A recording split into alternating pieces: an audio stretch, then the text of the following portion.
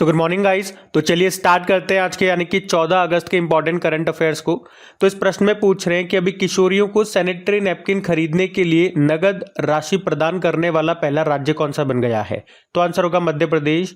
तो अभी मध्य प्रदेश ये किशोरियों को सैनिटरी नैपकिन खरीदने के लिए नगद राशि देने वाला भारत का पहला राज्य बन गया है। देखो आपने पढ़ा होगा अभी तक कई राज्य हैं जो लड़कियों को मुफ्त सैनिटरी नैपकिन देते हैं, पर नगद पैसा अभी तक कोई नहीं दे रहा था। ऐसा करने वाला इस मामले में ये पहला राज्य बन गया है मध्य प्रदेश। तो यहाँ पे इन्होंने कहा कि 7वीं से लेकर 12वीं कक्षा की छात्राओं को इसका फायदा दिया जाएगा, पैसे दिए जाएंगे। कितने रुपए मिलेंगे, रुपये की बात करो भैया, उन्हें 1 साल के लिए 300 रुपये दिए जाएंगे।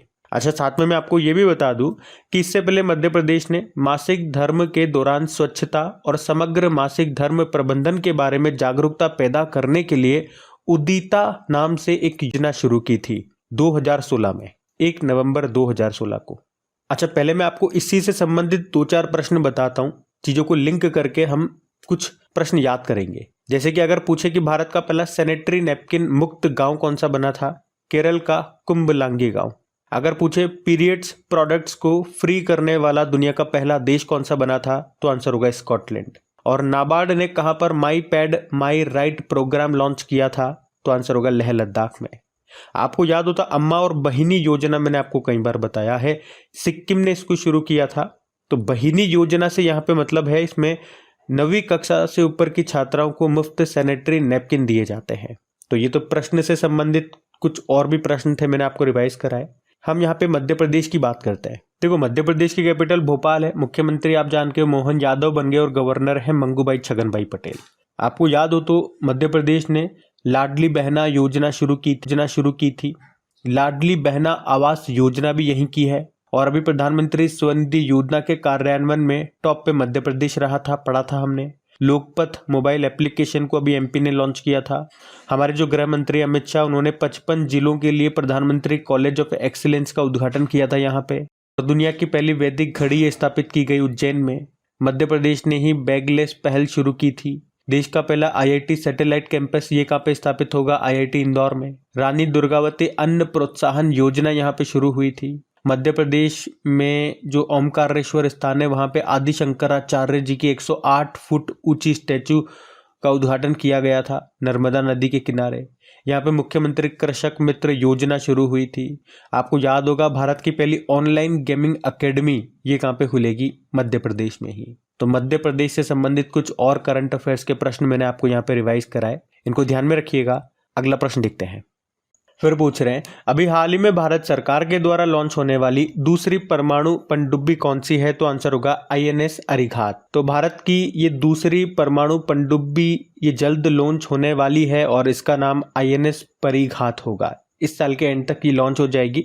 इसका निर्माण विशाखापत्तनम में किया जा रहा है। अब हमने कहा ये भारत की दूसरी है जो परमाणु पनडुब्बी है, न्यूक्लियर सबमरीन है। आप पूछो कि भारत की पहली वाली कौन सी थी, तो उसका नाम आईएनएस अरिहंत है। परमाणु पनडुब्बी का मतलब हो गया ये न्यूक्लियर पावर से चलने वाली सबमरीन है और इसमें मिसाइलें भी परमाणु हथियारों से लैस होगी। और एक खास बात इसकी और होती है कि बार बार इसे पानी की सतह पर आने की जरूरत नहीं होती, जैसे कि डीजल पनडुब्बी या इलेक्ट्रिक पनडुब्बी को बार बार सतह में आने की जरूरत पड़ती है। तो ये लंबे समय तक पानी के अंदर रह सकती है। एक ये इसका पॉजिटिव पॉइंट है। तो याद रखना आप, सिंपल सा प्रश्न है कि हमारी जो दूसरी परमाणु पनडुब्बी है उसका नाम आईएनएस अरिघात है और पहली पूछेंगे तो आईएनएस अरिहंत है। अच्छा, अगर मैं पूछूं भारत का पहला पनडुब्बी पर्यटन यानी कि सबमरीन टूरिज्म ये कहां पे शुरू हुआ, गुजरात के द्वारका में।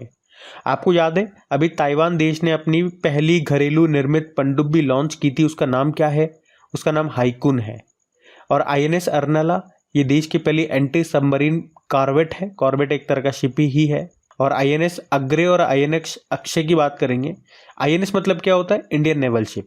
तो ये जो आईएनएस अग्रे और आईएनएस अक्षय हैं, तो इसी साल हमने इसके बारे में पढ़ा था। भारतीय नौसेना को ये 2 स्वदेशी पनडुब्बी रोधी युद्धपोत मिले हैं जिनका निर्माण गार्डन रिच शिप बिल्डर्स ने किया था। अच्छा, यहाँ पे मैं आपको हमारी तीनों सेनाओं के प्रमुखों के नाम बता देता हूँ, जिसमें से 2 तो बिल्कुल नए हैं, 2024 में बने हैं। एक तो आर्मी चीफ उपेंद्र द्विवेदी नाम है और नेवल चीफ नौसेना प्रमुख दिनेश कुमार त्रिपाठी हैं और एयर चीफ मार्शल वही हैं विवेक राम चौधरी।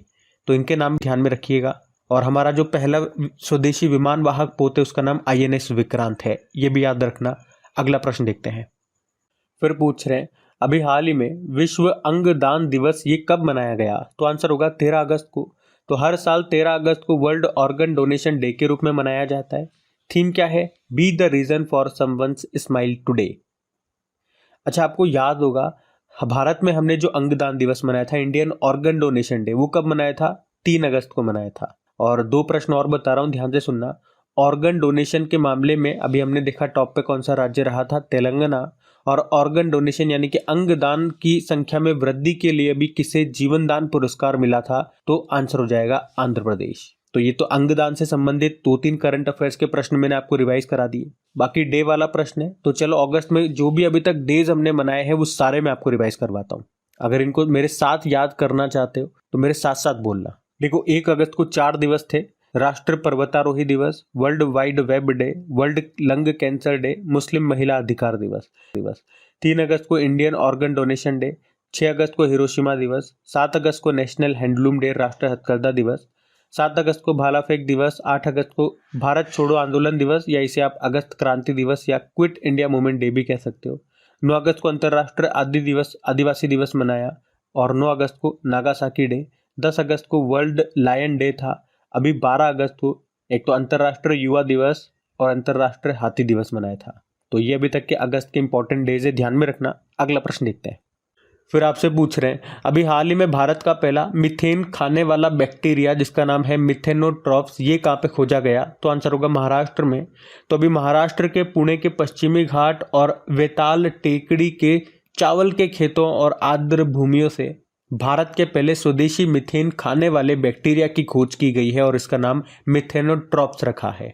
अच्छा, आप जानते हो जो जुगाली करने वाले पशु होते हैं, दलदली भूमि होती है, जो धान के खेत होते हैं, वहाँ मीथेन का उत्सर्जन होता है। मीथेन की बात करें यानी कि CH4, ये दूसरा सबसे महत्वपूर्ण ग्रीन हाउस गैस है। मीथेन में कार्बन डाइऑक्साइड की तुलना में 26 गुना अधिक ग्लोबल वार्मिंग क्षमता है। आपको याद होगा अभी दुनिया का पहला मीथेन संचालित रॉकेट ये लॉन्च किया था चाइना ने, उसका नाम जुके 2 है। और इसी साल स्पेस एक्स ने, जो कि अमेरिका की एक प्राइवेट स्पेस कंपनी है एलन मस्क की, तो स्पेस एक्स ने मीथेन गैस का पता लगाने के लिए मीथेन सेट उपग्रह को लॉन्च किया था। और दुनिया का पहला देश जो मवेशियों पर कार्बन टैक्स लगाएगा, ये भी याद रखो, डेनमार्क है वो। और अभी विश्व भारती विश्वविद्यालय के शोधकर्ताओं ने खोजे गए नए बैक्टीरिया का नाम रविंद्रनाथ टैगोर के नाम पर रखा था। नाम है पंतोया टैगोरी। तो ये पॉइंट्स भी ध्यान में रखना। अगला प्रश्न देखते हैं। और अगर आपसे पूछे ना, जिस तरह से हमने कहा LPG जो हमारे घर पे आती है, लिक्विफाइड पेट्रोलियम गैस, उसमें मुख्य घटक यानी कि मुख्य कंपोनेंट क्या होते हैं? प्रोपेन और ब्यूटेन होते हैं। उसी तरह से CNG में मुख्य घटक जो मेन कंपोनेंट है वो मीथेन होता है, ध्यान रखना। अगला प्रश्न देखते हैं। फिर आपसे पूछ रहे हैं अभी हाल ही में पहली वैश्विक महिला कबड्डी लीग कहाँ पे शुरू होगी? तो आंसर होगा हरियाणा में। तो पहली वुमेन्स कबड्डी लीग ये सितंबर 2024 में होगा। इसका आयोजन कहाँ पे होगा? हरियाणा में होगा। पहली बार हो रहा है, तो इंपॉर्टेंट प्रश्न हो गया। इसे global overseas women's Kabaddi league नाम दिया गया है। इसमें 15 से ज़्यादा देश हिस्सा लेंगे और इसका आयोजन holistic international overseas sports association और वर्ल्ड कबड्डी दोनों मिलकर के करेंगे। तो याद रखेंगे, पहली वैश्विक महिला कबड्डी लीग ये होगी हरियाणा में। आपको याद है इस साल जो प्रो कबड्डी लीग का 10वां सीजन हुआ था, उसको किसने जीता था?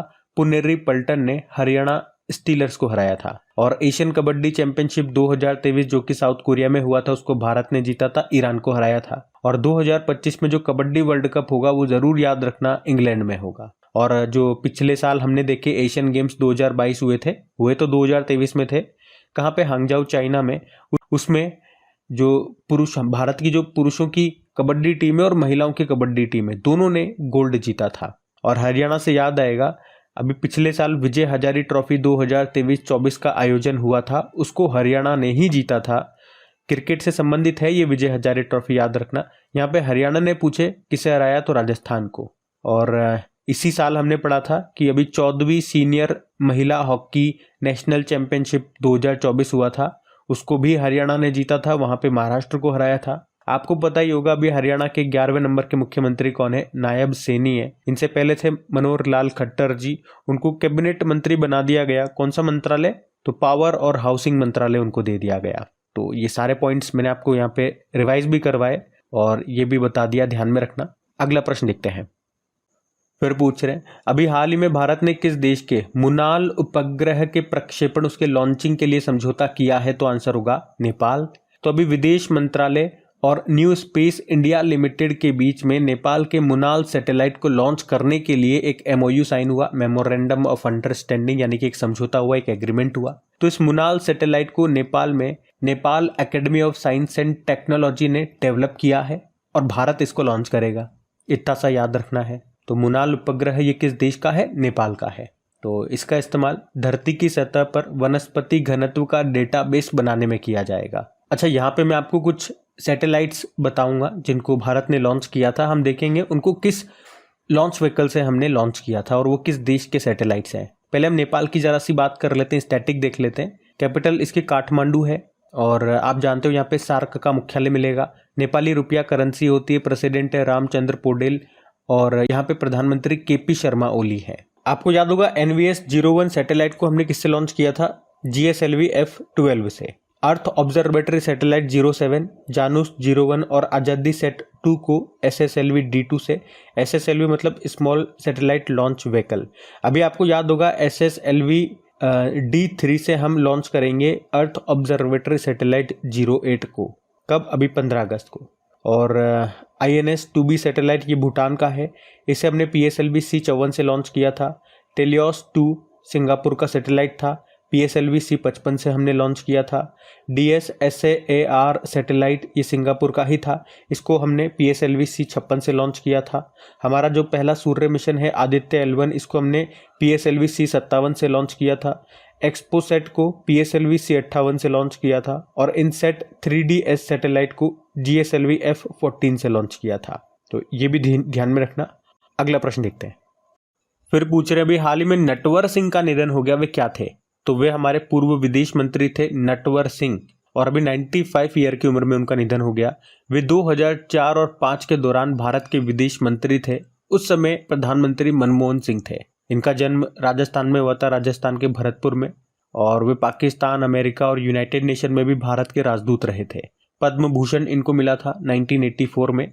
और सबसे इंपॉर्टेंट बात इनकी ये है कि इनकी ऑटोबायोग्राफी क्या है, one life is not enough, ये इनकी ऑटोबायोग्राफी है, ये आप जरूर ध्यान में रखना। और अभी कल का वीडियो आपने देखा होगा, तो 2024 के जितने भी इंपॉर्टेंट पर्सनैलिटीज हैं, व्यक्तित्व हैं जिनके हाल ही में निधन हुए, वो सारे मैंने आपको कल रिवाइज कराए थे। तो आज हम अगला प्रश्न देखते हैं। कल का वीडियो अगर आपने नहीं देखा तो वो जाकर देख लीजिएगा, इंपॉर्टेंट क्वेश्चन थे सारे, ठीक है। अगला प्रश्न देखते हैं। फिर पूछ रहे हैं, अभी हाल ही में चर्चा में रहे प्रमोद भगत का संबंध किस खेल से है? तो आंसर होगा बैडमिंटन। तो एक्चुअली में अभी बैडमिंटन वर्ल्ड फेडरेशन ने भारतीय पैरा बैडमिंटन जो खिलाड़ी हैं प्रमोद भगत, इनको 18 महीने के लिए निलंबित कर दिया, बैन कर दिया। क्यों? डोपिंग रोधी नियमों का उल्लंघन करने के लिए। उन्होंने बीते 12 महीने में 3 मौके पर अपना ठिकाना नहीं बताया। ऐसे में उन पर बैडमिंटन वर्ल्ड फेडरेशन के डोपिंग निरोधक नियम वेयर अबाउट के उल्लंघन का आरोप है। तो इस निलंबन के कारण वो पैरालंपिक गेम्स 2024 में भी हिस्सा नहीं ले पाएंगे। पिछले वाले जो ओलंपिक्स हुए थे, टोक्यो पैरालंपिक 2020 में उन्होंने गोल्ड जीता था भारत के लिए। वे कहाँ से बिलोंग करते हैं? बिहार से, बिहार के हाजीपुर से है वो। अच्छा, बैडमिंटन से संबंधित कुछ प्रश्न मैं आपको रिवाइज कराता हूँ। एक तो आपको याद होगा भी बॉन इंटरनेशनल बैडमिंटन टूर्नामेंट जो जर्मनी में हुआ था, उसमें वुमेन सिंगल का टाइटल तन्वी शर्मा ने जीता था। BWF मलेशिया मास्टर्स 2024 की बात करें तो men single Victor Axelsen ने जीता था, डेनमार्क के हैं। और वुमेन सिंगल में जो उप विजेता थी वो भारतीय थी PV सिंधु, जीता तो उसको चाइना की वांग जी यी ने था। अच्छा, PV सिंधु से 2 पॉइंट बता रहा हूँ कि अभी जो हमारे पेरिस ओलंपिक हुए, आपको पता है उद्घाटन समारोह में ध्वजवाहक एक तो शरद कमल थे जो कि टेबल टेनिस प्लेयर हैं, और एक PV सिंधु थी जो कि बैडमिंटन प्लेयर है। अभी टोबैको कंट्रोल का इनको ब्रांड एम्बेसडर भी बनाया गया था। बाकी सात्विक साईराज रंगीरेड्डी और चिराग शेट्टी की जोड़ी को आपको पता है 2023 का मेजर ध्यानचंद खेल रत्न पुरस्कार मिला था। फ्रेंच ओपन में मेंस डबल का खिताब अभी जीता इन्होंने। थाईलैंड ओपन में मेंस डबल का खिताब भी जीता था अभी इन्होंने। ये सारे 2024 के ही प्रश्न में करा रहा हूँ आपको, है ना। बाकी बैडमिंटन एशिया टीम चैंपियनशिप 2024 जो कि मलेशिया में हुआ, उसमें इंडियन वुमेन टीम ने गोल्ड जीता था। 2025 में जो वर्ल्ड जूनियर बैडमिंटन चैंपियनशिप है वो गुवाहाटी में होगा। साथ में ये भी लिख लो कि वर्ल्ड बैडमिंटन चैंपियनशिप जो 2026 में होंगे वो भारत में होंगे, दूसरी बार भारत होस्ट करेगा इसे। और साई प्रणीत, इन्होंने रिटायरमेंट की घोषणा कर दी है, ये भी बैडमिंटन प्लेयर है हमारे। इसी तरह से जापान के एक फेमस बैडमिंटन प्लेयर हैं केंटो मोमोटा, उन्होंने भी रिटायरमेंट ले लिया अभी। और ये 2 कप जरूर याद रखना, थॉमस कप और उबेर कप, अभी जो हुए थे 2024 में, इसको चाइना ने जीता है, दोनों को चाइना ने जीता। देखो थॉमस कप ये पुरुषों का बैडमिंटन टूर्नामेंट है और उबेर कप महिलाओं का है। यहाँ पे चाइना ने चाहे पुरुष हो चाहे महिला हो इंडोनेशिया को हराया दोनों इवेंट में, तो याद रखना आसान होगा आपके लिए।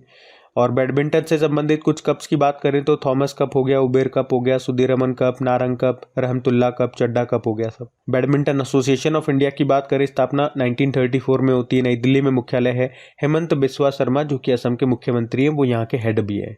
बाकी बैडमिंटन वर्ल्ड फेडरेशन की बात करें तो स्थापना उसकी भी 1934 में ही हुई थी। हेडक्वार्टर कोलालमपुर मलेशिया में है और उसके प्रेसिडेंट है पॉल एरिक। तो बैडमिंटन से ये सारे फैक्ट्स भी मैंने आपको रिवाइज करा दिए, ध्यान में रखना। अगला प्रश्न देखते हैं। फिर पूछ रहे हैं, अभी हाल ही में सैयद रिफात अहमद ने किस देश के 25वें मुख्य न्यायाधीश के रूप में शपथ ली है? तो आंसर होगा बांग्लादेश। एक्चुअली में बांग्लादेश में जो प्रदर्शन चल रहा था आपको पता है, उसके कारण वहां की प्रधानमंत्री शेख हसीना ने इस्तीफा दे दिया और फिर उसके बाद वहां के जो चीफ जस्टिस थे कौन, ओबेदुल हसन, और उसी तरह से बांग्लादेश के जो बैंक ऑफ गवर्नर है वो थे अब्दुल रऊफ, उन दोनों ने भी पद से इस्तीफा दे दिया था। तो फिर हमने देखा उसके बाद बांग्लादेश में अंतरिम सरकार बनी, उसके प्रमुख बने थे मोहम्मद यूनुस, और अभी अंतरिम सरकार ने ही सैयद रफत अहमद को नया वहां का चीफ जस्टिस नियुक्त किया है। अच्छा, वैसे भारत के चीफ जस्टिस कौन है? चीफ जस्टिस ऑफ इंडिया हमारे DY चंद्रचूड़ हैं, ये 50वें नंबर के हैं। अभी आपको याद होगा पाकिस्तान हाईकोर्ट में पहली महिला चीफ जस्टिस बनी थी, आलिया नीलम उनका नाम है, लाहौर हाईकोर्ट से। वैसे हमारे हाईकोर्ट की पहली महिला चीफ जस्टिस कौन है? तो लीला सेठ है, हिमाचल प्रदेश हाईकोर्ट में थी। और उसी तरह से हमारे हाईकोर्ट में पहली महिला जज कौन थी? तो अन्ना चांडी थी, वो केरल हाईकोर्ट में थी। वैसे हमारे सुप्रीम कोर्ट की पहली महिला जज का नाम भी याद होगा आपको, फातिमा बीवी था। अभी तक पहली महिला हमारी चीफ जस्टिस कोई नहीं है, तो ये बातें ध्यान में रखना। अगला प्रश्न देखते हैं। फिर पूछ रहे हैं कि Indo American chamber of commerce के द्वारा पहला IACC MSME centre of excellence किस राज्य में खोला गया है? तो आंसर होगा गुजरात में। तो गुजरात के अहमदाबाद में Indo American chamber of commerce के द्वारा पहला Indo American chamber of commerce MSME centre of excellence खोला गया है। इसे आप शॉर्ट में बोलोगे तो IACC MSME centre of excellence. ये गुजरात के MSME यानी कि माइक्रो स्मॉल मीडियम एंटरप्राइजेस और अमेरिकी कंपनियों को एक दूसरे के साथ जोड़ेगा, जिससे भारतीय MSME उत्पादों को एक बाजार मिल जाएगा, साथ ही न्यू टेक्नोलॉजी में भी सहायता मिलेगी। तो ऑब्जेक्टिव क्या है, उद्देश्य क्या है? छोटे और मध्यम व्यवसायों को मजबूत बनाना ताकि वे दुनिया भर के बाजारों में मुकाबला कर सके, अपनी पहचान बना सके। देखो, Indo American chamber of commerce की बात करें तो इसकी स्थापना 1968 में होती है। ये भारत अमेरिका आर्थिक जुड़ाव को बढ़ावा देने वाला है। तो गाइज, ये थी आज की आपकी करंट अफेयर्स की क्लास। कमेंट करके जरूर बताइएगा जो भी नए स्टूडेंट्स हैं कि आपको क्लास कैसी लगी। बाकी PDF आपको मिल जाएगी कहाँ पे? टेलीग्राम चैनल पे, जिसका लिंक नीचे डिस्क्रिप्शन बॉक्स में है। और सेशन अच्छा लगा, अभी तक आपने वीडियो को लाइक नहीं करा, भूल गए हो तो मैं याद दिला देता हूँ, वीडियो को लाइक जरूर कीजिएगा, दोस्तों के साथ में एक बार शेयर जरूर कर देना। चलो अभी कल के करंट अफेयर्स का पहले हम क्विक रिवीजन करते हैं, फिर हम सेशन एंड करते हैं। तो फिर चलो यहाँ पे हम 13 अगस्त के इंपॉर्टेंट करंट अफेयर्स का क्विक रिवीजन करेंगे। अभी 10वां मित्र शक्ति अभ्यास कहाँ पे हुआ था? ये श्रीलंका में हुआ था, भारत श्रीलंका के बीच में। फिर पूछा दृष्टिबाधित ग्राहकों के लिए किसने ब्रेल डेबिट कार्ड लॉन्च किया? Punjab national bank. और अभी किस राज्य सरकार ने अग्निवीरों के लिए कारगिल पैकेज घोषणा की? तो आंसर होगा राजस्थान। NIRF रैंकिंग 2024 के अनुसार देश का सर्वश्रेष्ठ मैनेजमेंट इंस्टीट्यूट कौन सा है? IIM अहमदाबाद। फिर पूछा किस राज्य ने मुख्यमंत्री निजुत मोइना असोनी योजना शुरू की? असम। किसने मीट डेविस प्लेटफॉर्म लॉन्च किया? WHO। किस IIT ने लाइव लोकेशन ट्रैकिंग करने के लिए ई-शूज डेवलप किए? IIT इंदौर। अंतर्राष्ट्रीय युवा दिवस मनाया 12 अगस्त को। CG राजगोपाल का निधन हो गया, वे क्या थे? लेखक थे। और आखिरी प्रश्न पूछा किसे जुलाई 2024 महीने के लिए ICC women's player of the month चुना गया? चमारी अट्टापट्टू को, ये श्रीलंका की कप्तान है। तो चलो भी कल का होमवर्क प्रश्न भी देखते हैं और सेशन एंड करते हैं। तो कल के वीडियो में पूछा था पहले भारतीय अंतरिक्ष पर्यटक कौन बन गए? तो आप सभी ने उत्तर दिया है गोपी थोटागोरा। सभी का प्रश्न बिल्कुल सही है। अब ये रहा आज का आपका होमवर्क प्रश्न।